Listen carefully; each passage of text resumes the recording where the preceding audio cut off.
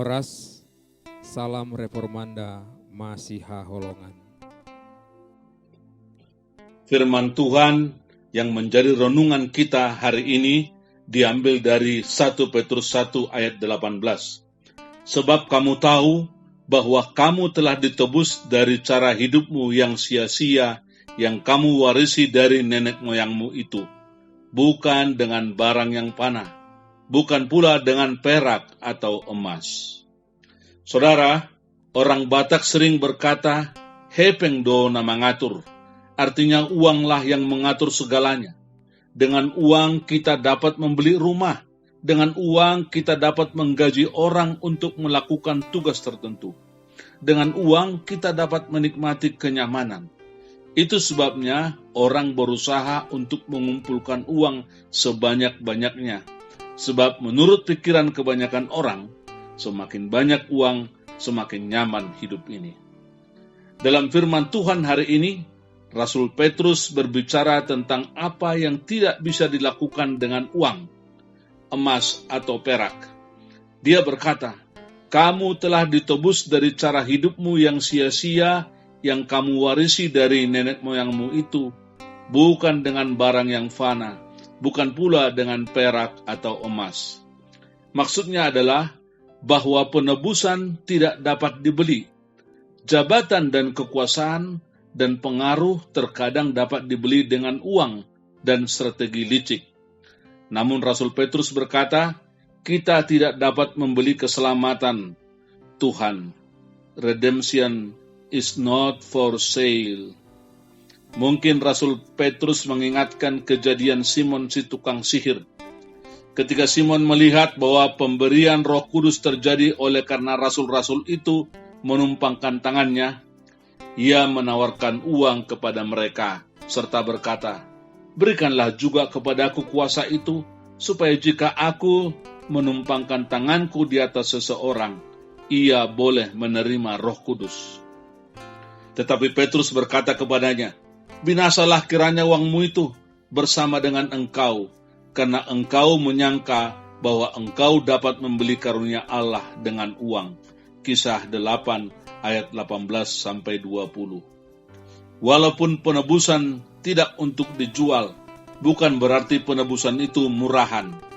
Yesus Kristus harus berkorban untuk menebus manusia. Allah Bapa harus mengirim anaknya ke bumi ini. Ketika dia ada di bumi, Yesus melakukan kebaikan dan melakukan tanda-tanda serta mujizat. Dia membuktikan bahwa dia adalah anak Allah. Dia menunjukkan bahwa dia tidak bercela atau cacat. Dia seperti domba kurban yang murni dalam segala hal. Dan kemudian dia dipersembahkan di atas altar pengorbanan. Sama seperti domba yang disembelih untuk menutupi dosa umat Allah pada zaman dahulu. Demikian juga Yesus, anak domba Allah, mempersembahkan darahnya yang berharga di kayu salib untuk menyelamatkan umatnya dari dosa-dosa mereka. Yesus mati karena dialah satu-satunya yang dapat membayar harga dosa kita. Dia adalah satu-satunya yang pernah hidup kudus, tidak bercela, murni, terpisah dari orang berdosa. Ibrani 7 ayat 26. Dan dia menjadi korban terakhir yang dipersembahkan untuk penghapusan dosa. Dia melakukan semuanya untuk keselamatan kekal bagi semua orang yang percaya kepadanya.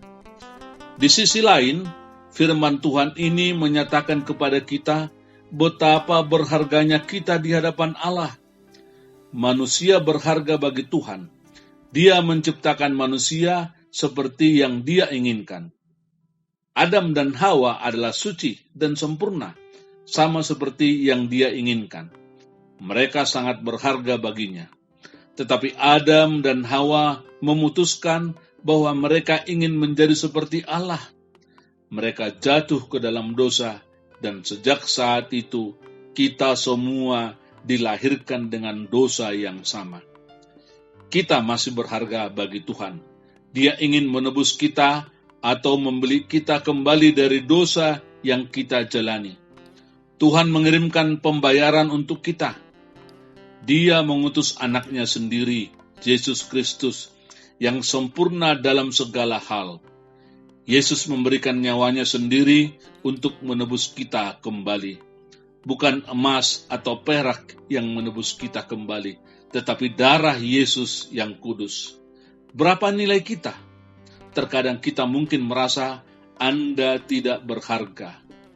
Mungkin sepertinya tidak ada yang menyukai kita.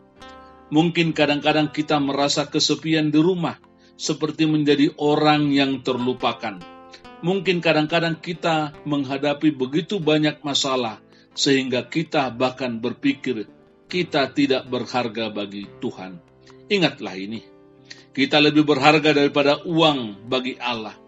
Sekarang, karena Yesus, kita memiliki surga yang menantikan kita, yang bahkan tidak dapat dibandingkan dengan pergumulan hidup saat ini yang disebabkan virus corona atau oleh kejahatan orang lain.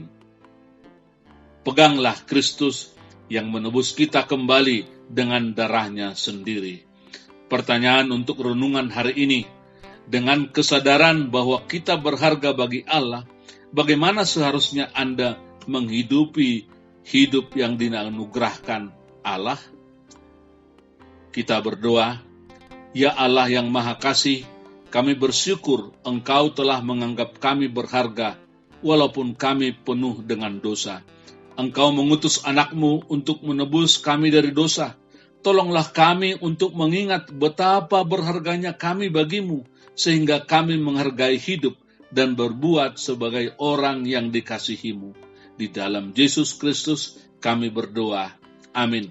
Anugerah Tuhan kita Yesus Kristus dan kasih Allah Bapa serta persekutuan Roh Kudus kiranya menyertai kita dari saat ini sampai selama-lamanya.